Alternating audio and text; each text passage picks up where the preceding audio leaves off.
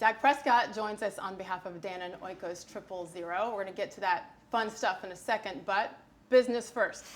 How close are you to having a new contract, Dak? Just say I'm confident. I'm confident a new contract is coming. I'm confident in my agent and my team, and confident in the Cowboys that something will get done. We've been hearing this for a long time, right? Yeah. Almost a year, if you think back to it. Like, the Cowboys thought it was close a couple of times, especially I think once that $32 million a year plus offer came. Why didn't you take that one? I think there's a lot of variables that go into it. As you said, I've been saying this a long time. Everybody's been saying this a long time, that it's going to happen. We hope it happens soon. But there's a lot of things that have to come into play when you're talking about a contract. Never just look at the money. Never just look at what people see or the attention grabber. It's a lot of details to it. It's people that know that handle that. So I'm leaving that up to my agent. And like I said, I have all the confidence in both sides. So when the season began and it wasn't done, what'd you tell yourself? I don't play the game for money. Never once in my life have I ever touched a football and thought about money. I play the game because of my love, my passion. So once the season began, that's all my focus was on. Was on my love, the love of the game, and my commitment to my teammates to go get something done, to go get a job done. We all were had a shared responsibility and a promise to go after something. It had nothing to do about our individual bank accounts or what was to come. So that never crossed my mind. This is why you have an agent, yes. But was it stressful at all for you during that time? I can't say it was stressful. I didn't give it any thought. I controlled the things that I control. Can't say that wasn't disappointed or there wasn't things about it that didn't set right or feel right. But the way that I play the game, the way that I approach my everyday had no effect. Contract had no effect on it. So when you say, no, thanks, we're not going to accept that, essentially you're going into this past season betting on yourself. Yeah. Good bet? Yeah, I've bet on myself my whole life. I've been told my whole life what I could and couldn't do. And if I listened for one moment to any of those people, I wouldn't be here today having this conversation with you. So when I was put in that situation, it was a no-brainer. Go do what I've always done and bet on yourself, and here we are today. I mean, you're a fourth-round pick that has just done, obviously, so much. You were called at times this year the NFL's best bargain. What did you think when you heard things like that? I can't say I heard that. It's the first time I've heard that. You're welcome. Yes, appreciate it. But I try to block out all the noise. I don't listen to what people say. I can't listen to what people say. Whether it's good, it's just feeding your ego. And then when it's bad, they're telling you the truth, I guess, or they're telling you something that you didn't have a good performance about. So I never listen to the outside. I always focus on what I can control, and that's enough for me. And you controlled yourself on the field beautifully. Statistically, the best year of your career, over 4,900 passing yards, 30 touchdowns. What clicked for you this year? Yeah, I think it was just year 4. Just having the experience, having those games under my belt. A lot of work in the offseason did pay off, and you saw that in the accuracy. You saw that in the numbers. Those things did pay off. I did get better individually, but I credit to the experience of playing the game, of seeing things. Things were coming and happening a lot faster. I took another step individually. Did you change anything in the offseason leading up? Over the last couple of years, I seeked out training and I seeked out coaching, and doing that, I was able to get the whole. My body teaches me or my body does the throwing and not my arm, and I think the world saw that with my warm up, and so that began 2 years ago, and the world just got a piece of it this year. Here's the thing: despite those incredible numbers, the team was just 8-8. Yeah. No playoffs, and then you're 1-6 in games that are decided by a score or less. Why? Frustrating. Don't have the answer to why, or we wouldn't have been in that situation. We would have fixed it earlier, and I would have fixed it. But it's frustrating now. It's frustrating, especially for me. It's probably the first time in my career that the numbers or my play didn't necessarily correlate directly to a win or loss, and that's frustrating. But that just shows you that it's a team game.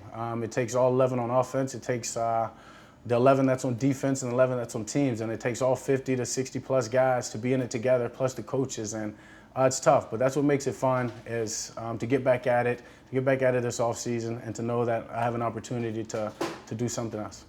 And you can look at the division, and I mean, just how close it was, and it truly was up for grabs. So, of course, you'd like to change all the losses, right? But is there one in particular, or even one play, that has kept you up at night that drives you kind of crazy at this point? I mean, obviously the Eagles game. That's because at the end of it, even losing all the games that we did, we were always in position and always controlled our destiny until that game. So that's the game that you want to go back and you want to fix plays from. You want to make changes, but you can't. You can't. You live and you learn, and I've learned, and that game's going to make me better. Amnesia, isn't that the key word as an athlete? Yeah, Just you have to water down a duck's back, right? You've got to move on, especially at this position. Mm-hmm. Now you enter your 5th year. You're an old man at this point. With a new head coach, though, for the first time in your career. Can you tell me what Jason Garrett meant to you? Yeah, he meant so much. For a coach to believe in you, that's enough. That's enough to accomplish anything as a player. And that's what he did. He believed in me from day one, drafted me up until this season. And whether it was dropping back from center or tightening my spiral or it was something within a play or learning something about the defense's coverages, he was always there. He was the one constant coach I've had in the 4 years. Just thankful for everything that he did, thankful for him believing in me, and he's a big part of my development. Have you talked to him since he's been Yeah, we've shared messages, and obviously, sad, yeah. I mean, somebody that means so much to you, so much to your development, who believed in you, moves on, but that's part of the business. I just hate the team he had to go to. I was going to say, he had to pick a team in the division, didn't he? Have you talked to him since that decision? Just a text, but yeah, once again, I mean, happy that he's still coaching. The league needs him, but not happy about where he is. How much have you talked to Mike McCarthy? We shared a conversation on the phone. Just pure excitement, obviously, from both ends. How excited I am to play under him and how excited he is to coach me. He's won a Super Bowl, and that's what I want. So I'm excited for what he's going to bring to this team. I mean, he's won a Super Bowl and obviously worked with Hall of Fame quarterbacks, sure. Quarterback guru. I mean, you hear about his attention to detail, the footwork, all of those things. How do you think he can make you better? Yeah, I mean, I'm interested to see. I know I'm definitely going to become a better player. He just seems like a progressive coach. As you said, you check his resume, all the guys that he has. He's been tagged a quarterback guru, and then you even look at the year that he wasn't coaching and the Mike McCarthy project comes out. It just seems like somebody that wants to get better, that's always trying to improve, always trying to progress.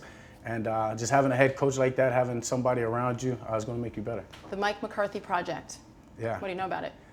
Just that. I mean, just what I said is that he didn't take this year of, oh, this is a year of for me to step back and to evaluate myself and not do anything, but a year of, hey, I'm still coaching. I might not be coaching players, but I'm going to wake up every morning, I'm going to wake up every day and approach my everyday life like I'm still an NFL coach and I have men to lead. And so when you're able to get a hire like that, you know nothing's going to change. He's been doing that even from the time that he wasn't the coach, and it's exciting.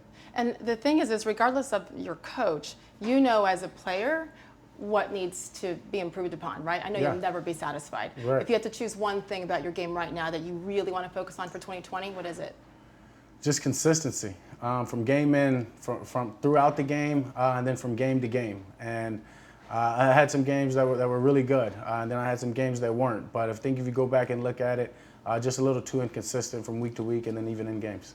It's interesting because usually when head coaches come in, they wipe everybody out, right? He kept Kellen Moore for a reason after his first year as offensive coordinator, calling your plays, and obviously did a good job when you look at what statistically this team did. Number 1 in yards per game, number 2 in pass yards per game, number 3 in first downs. What did Kellen and you figure out that worked so well really quickly? Yeah, I mean, Kellen's just smart. I don't want to take too much credit for it, and I want to give him the credit. He's just a smart guy, a guy that sees the game different, that has a feel for the timing of when he needs to make a certain play call. And as you just said it, the numbers, first in that, second in that, top 5 in all the categories in his first year. He's going to be a really, really good coach and a really, really good coach for a long time. I'm fortunate to have him, and we're fortunate to still have him as the Cowboys. So I know as an athlete, yes, but you're also a businessman, and you know that. Yeah. You know what's coming up in 6 weeks or so with the franchise designation, right? Mm-hmm. I mean, if you don't get this deal done by then, they're going to put the franchise tag on you. I mean, it is what it is. As I said, do you think about that though? Because that changes things, doesn't it? It does, but I don't give it thought. I don't give it thought. Once that becomes real, once that time comes, obviously I'll have that conversation with my agent, with my team, and we'll come up with a plan. But until then, I can't let it weigh on me. Can you picture yourself playing anywhere else? When you're the quarterback of the Dallas Cowboys, there's very few positions in sports that are even comparable. So I mean, from a little boy, I've always imagined being the quarterback of the Dallas Cowboys, and I've been blessed to be that, and never imagined wearing anything else. leadership is something that people really talk about with you from day one, but especially as you've evolved and look at what happened this past year. Did you see that Zeke said this about a week ago? Dak's our leader. He's the heart and soul of our team. What did that mean to you to hear? Yeah, it means a lot. Somebody that you go into work with each and every day, and you have since the moment that you've been in this organization. Sees what you put into it on the field, off the field. It means a lot. If there's one thing that people don't know about Dak Prescott that you'd like to share, what might that be? See, being the quarterback of the Dallas Cowboys, you get asked that question a lot. So you run out of things to say. So just get creative, because I've never asked it before. You haven't said. I don't know. I mean, I don't know what's left unknown. I'd like to keep it that way, you know? So, yeah. You have handled things beautifully, and I think 26 years old, there's no bigger pressure, probably pressure position and pressure team than what you're doing with the Cowboys. How do you handle that day in and day out? Yeah, pressure is what I put on myself. Simple as that. I control what I control, and the rest I can't, right? So I don't give it too much worry, I don't give it too much thought. That's where stress and anxiety comes from, and I don't want any of that. I focus on everything that I control. I give it my best, I give it my all. I make sure that I don't have any regrets in it, and whatever that outcome is, I can put my head down knowing that I did everything I could. You mentioned your warm-up earlier, and I also mentioned that you're here on behalf of Dannon. So I'm going to put two and two together, and I'm not even going to try to do your little hip swivel. You should. No, that would be bad. Yeah. So do we attribute that, which went viral? I mean, a lot of things can go viral. Right. And that thing went nuts. It did, which is crazy because a lot of guys have been doing it across the league for a while. Just shows you the visibility of the Dallas Cowboys. But now it's been tagged the Dak dance, and people have made tons of memes and things about it, and it's been fun. Some I've had a lot of fun with. But now to be here on behalf of Oikos, and as you said, yeah, Super Bowl spot, definitely check it out. You might see a little Dak dance in there, but that won't be it. And it's going to be an exciting spot. I've been in a lot of commercials, but none with the Super Bowl, so this will be a first, and I'm excited for it. No, you absolutely have to do I mean, you named it, not us, right? The Dak No, dance? I didn't know.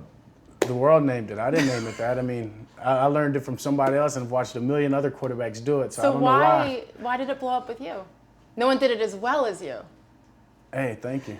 There you go. I don't know. I don't know either. I mean, honestly, as we said, it's the visibility of the Dallas Cowboys. We played, at the time, I want to say it was our third primetime game in a row, and sure enough, the cameras were there catching me in warm-ups, and from then on, anytime I was warming up, I couldn't dodge a camera. So it was fun, though. Thank you for watching ESPN on YouTube. For more sports and analysis, download the ESPN app, and for live streaming sports and premium content, subscribe to ESPN Plus.